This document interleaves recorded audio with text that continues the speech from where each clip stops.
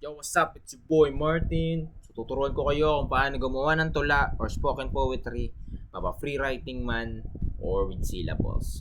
Let's move to the next clip. So pare, kapag gagawa kayo ng spoken poetry or tula, unang iisipin nyo, madali na ang title. Madali na ang pagbubuo. Basta ang una nyong iisipin is tema. Anong tema kaya? About sa pag-ibig? About sa barkada ko?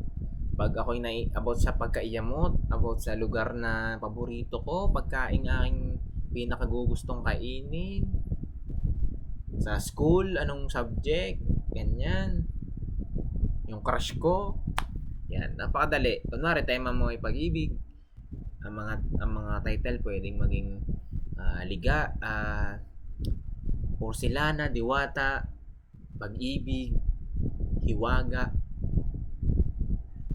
buwan, araw, sinag, ilaw, ganyan. Kasi kapag nagre-represent ng nagpapaganda ng araw mo, nagpapangiti sa'yo, ganyan. And then, kunwari, barkada. Solido, kasangga, solid, ayun, mga pwedeng i-describe. Kumbaga, pwedeng ang ano mo yung adjective or mga nouns, adjective o mga nouns na pwede mong i-relate doon sa tema na iyong naisip. Magkagalit ka, o traidor, trinidor, iyamot, alimpuyo, malalim naman, alimpuyo. Yan. Ahas. Hindi mo galit ka sa ahas. Girl best friend, boy best friend, butchag kila. Mga ganyan. Selos, inggit. Yan. Okay, so okay na, nakaisip na tayo ng tema. Pili na tayo ng tema. Kunwari ay about sa barkada. Free writing tayo, free writing. Isusulat ko na din para marirecap ko mamaya pag aking binasa. Free writing to mula impromptu, mula sa isip diretso, sulat. Para walang daya pare, susulat ko agad yung aking maiisip. Kasi gusto ko, siyempre kaya isusulat ko para mabasa ko na din. Siyempre hindi ko matatandaan lahat yun. Kadami nun. Dami nun. So, ayan, game. Ang title natin is Kasangga. Game. Free writing to free writing. 4 na stanza, 5 lines. Yun lang. Walang syllables. Ang third stanza ay signature ko yun. Pag ang third stanza ay baliktaran, ako ang gumawa nun. Pag nakakita kayo ng tula na ang third stanza ay baliktaran, ako ang gumawa nun. 1, 2, 4, basta may rhyme, ayos na. Ang third stanza, baliktaran. Ako ang gumawa nun. Pagka nakakita kayo ng tula na ganyan, ako ang gumawa nun, pare. Okay, so kasangga. Walang syllables, free writing nga pala tayo. Okay, game. Kasangga na sa kahit ano ay iyong kasama.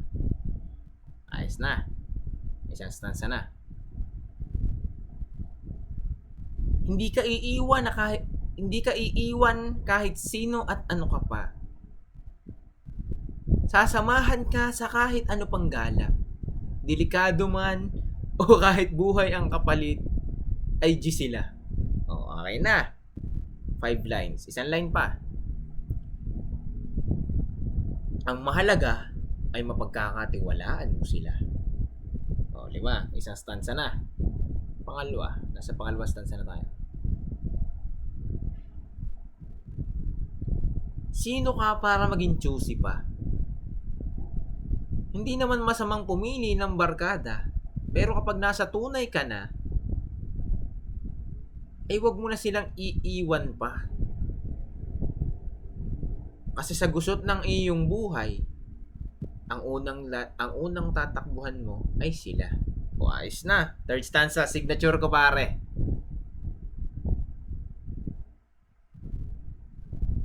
Sila ang mga tunay mong kasangga.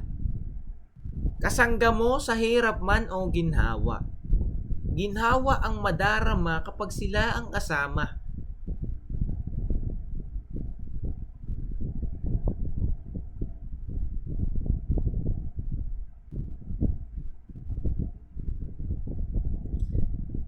Kasama mo sa kalokohan at saya. Saya lang ang madarama. Kasi alam mong ang turing sa'yo'y pamilya. O, ayos na. Last stanza na tayo, pare. Mga tropa, ang tula ko ay tapos na. Sana ay nagustuhan nyo ang aking ginawa. Para sa inyo ito. Gusto ko lang ipaalala. Salamat kasi binuo nyo ako.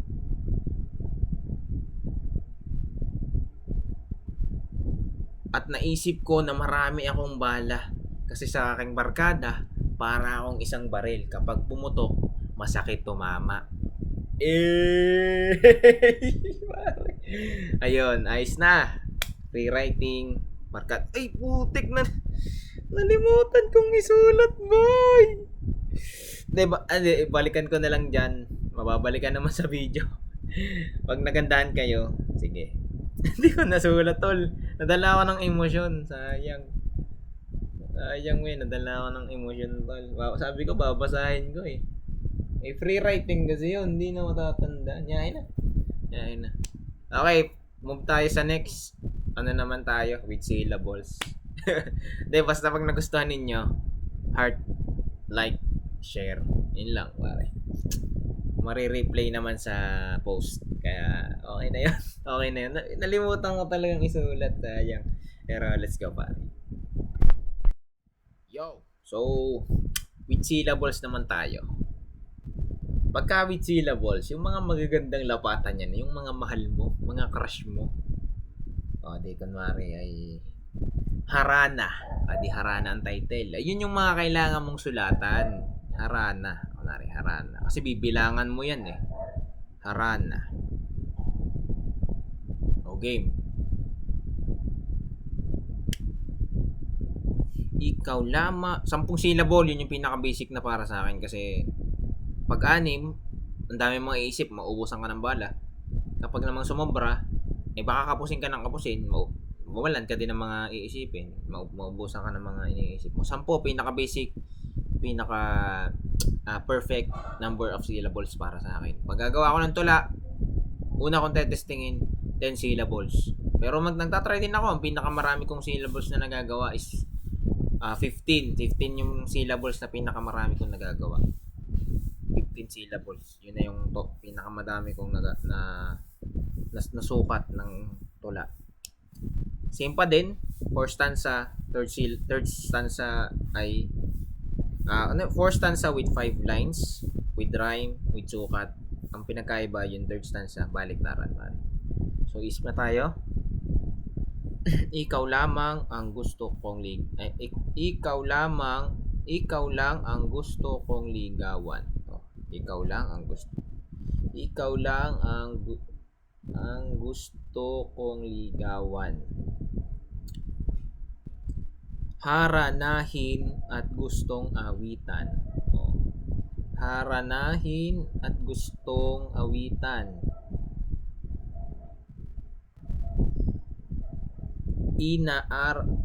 Kahit wait.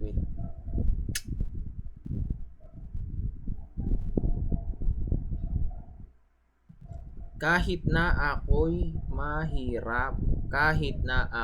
ay mahirapan,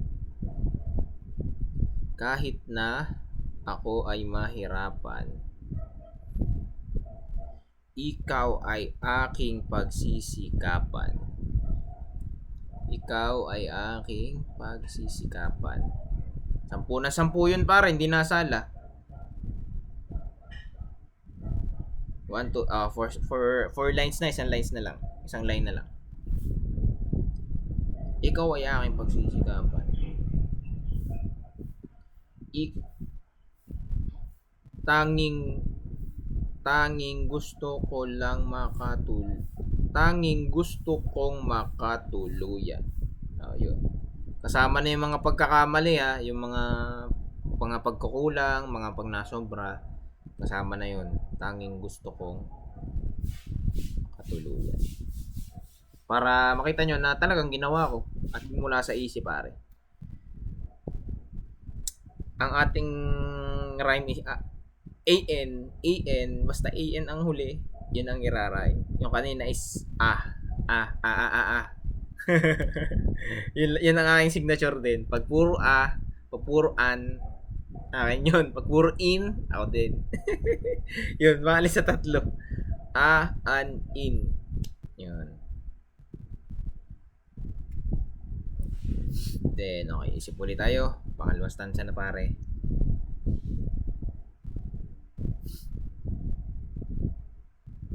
Talagang aking pag-iisipan. Talagang aking pag-iisipan.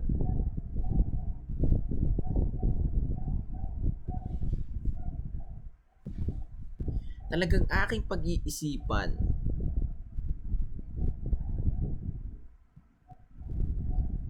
Ang bawat hakbang na dadaanan. Ang bawat hakbang na dadaanan.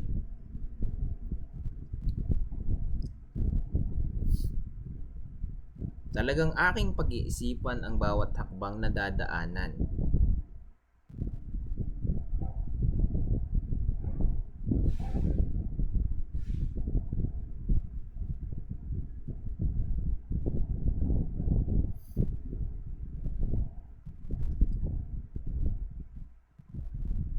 Ang mawala ka, hindi.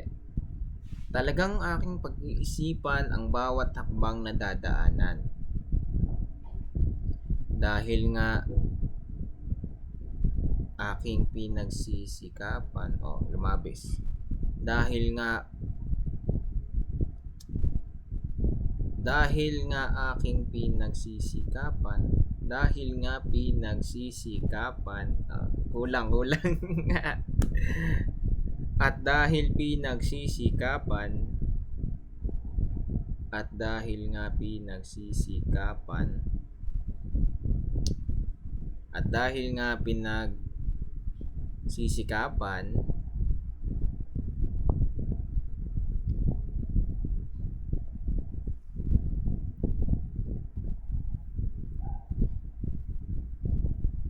at akin ding pinaghihirapan,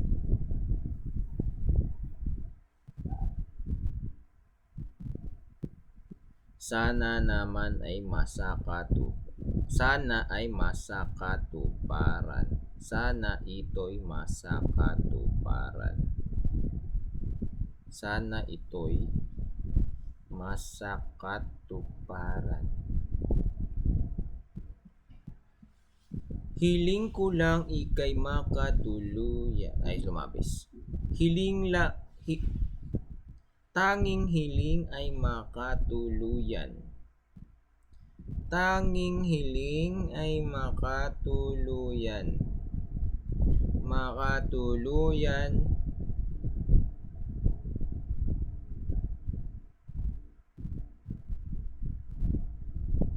Sa walang hanggan. Makatuluyan, baliktaran na to, third stanza na to, signature. Makatuluyan sa walang hanggan. Walang hanggan kitang liligawan. Walang hanggan kitang liligawan. Haharanahin at aawitan. Di ka? Liligawan at aawitan. Liligawan at aking aawitan. Liligawan saka aawitan. Sayang, baliktaran nga pala to. Ligawan saka aawitan.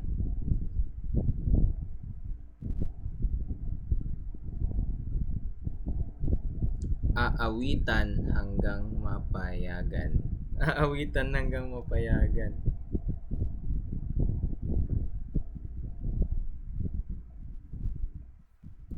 Ayan.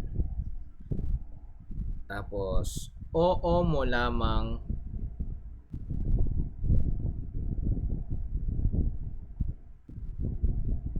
hindi. Sana ay iyong nagustuhan. Sana naman ay nagustuhan. Sana naman ay iyong nagustuhan. Ay, lumabis. Sana po ay iyong nagustuhan. O di ka, naging gumalang. Ganon din, matalino. Sana po ay iyong nagustuhan. O di ka? Sana po ay iyong nagustuhan. Na ikaw ay aking sinulatan. Na ikaw ay aking sinulatan.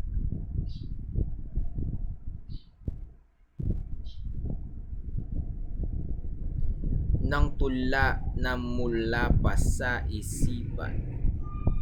Nang tulang mula pa sa isipan. Nang tulang mula pa sa isipan. Ikaw lamang ang gustong ilaban. Ikaw lamang ang gustong ilaban. Ipanalo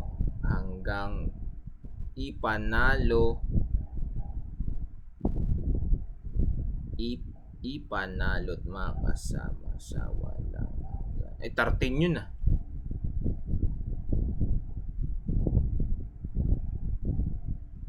Ipapanalo ka, pangako yan. Ipapanalo ka, pangako yan.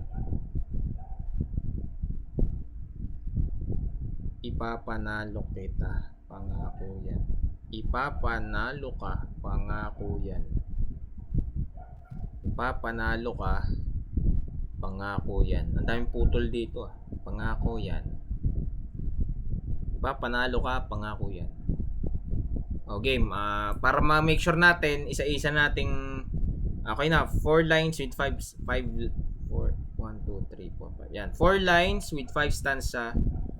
Bibilangin natin kung talagang 10 kada isa para ma-make sure natin na perfect ang ating ginawa. Harana para sa mga iniibig, hinahangaan, at para kay Becca. Yun! Pag-akin para kay Becca. Ikaw lang ang gusto kong ligawan, haranahin at gustong awitan. Kahit na ako ay mahirapan, ikaw ay aking pagsisikapan. Tanging gusto kong makatuluyan. Talagang aking pag-iisipan ang bawat hakbang nadadaanan. At dahil nga pinagsisikapan at akin ding pinaghihirapan, sana ito'y masakatuparan. Signature, third line, third stanza. Tanging hiling ay makatuluyan sa walang hanggan. Walang hanggan kitang liligawan sa kaaawit. Ligawan at sa kaawitan. Ay, nagkulang yung isa. At saka ligawan at saka aawitan hanggang mapayagan. Kulang din tong isang sinulatan ko. Yun ang problema, minsan nawawala yung isang salita or isang word. Minsan nalilimutan kong ilagay yung isang word, tapos pagka natapos ko na, ay, nga pala no, nalimutan kong ilagay. Ganon yung aking process. E di nagawa ko na. Natapos ko na. Kasama na yung mga pagkakamali. Pagka aking binasa uli, e di parang nandun na din yung pag-double check ko. Para ma-make sure ko talaga na maganda yung ginawa ko. Ay, putik. Nalimutan ko nga. Kunwari, biglang nagbilang ako, ayos na. Biglang nagkulang. O kaya nagkulang. Hala, may nalimutan akong word. Tapos maaalala ko na yung kung ano yung kung saan ako nagkulang. Kung saan ako nagkulang. Ayan. E di, yun nga, natandaan ko agad. Doon pa lang sa, nagkulang. Ay, nalimutan ko na hindi ko nalagyan ng at. Ligawan saka aawitan. Nakulang. Naisip ko agad. Walang at. Kanina may at yun, nalimutan ko lang ilagay. Ligawan at saka aawitan. Oh. Tas yung isa, aawitan mapayagan? Aawitan mapayagan? Kulang yun ah. Aawitan hanggang mapayagan. O yun. Kulang ng hanggang, hindi ko na ilagay. O di ayos na. Last stanza na tayo pare.